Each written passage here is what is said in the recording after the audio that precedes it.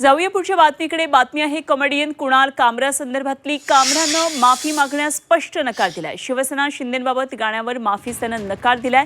उलट तपासणीतले तीनही प्रश्न त्यानं ट्विट केलेत आणि ठाणे की रिक्षा गाणं हे व्यवसायाचा एक भाग आहे असं कामरानं म्हटलंय।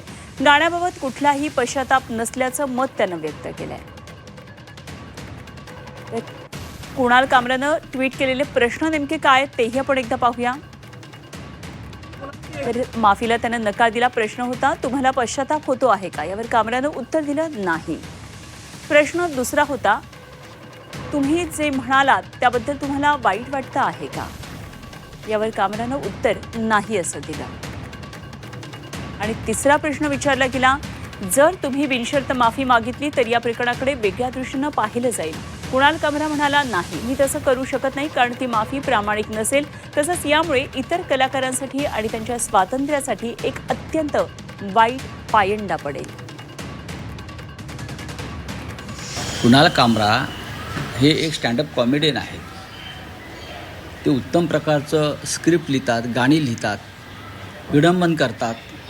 ते विटंबना करत नाहीत, विडंबन करतात। विटंबना आणि विडंबनात फरक आहे। कुणाल कामरा यांनी एका हिंदी गाण्यावरती विडंबन काव्य नव्यानं रचलं, जसं आचार्य रात्रे मराठीमध्ये करायचे, रामदास फुटाणे करतात। त्याच्यामुळे ह्या सगळ्या गोष्टीवरती आता फार तणाव निर्माण करणं आणि विधिमंडळाच्या त्या हक्कभंग समितीचा वेळ आणि खर्च वाया घालवणं योग्य नाही। कोण कुणाल कामरा आणि कुणाल कामराचं वक्तव्य किंवा कुणाल कामराने काय ट्विट केलं त्यामुळे आमच्या पक्षावर काय फरक पडतोय?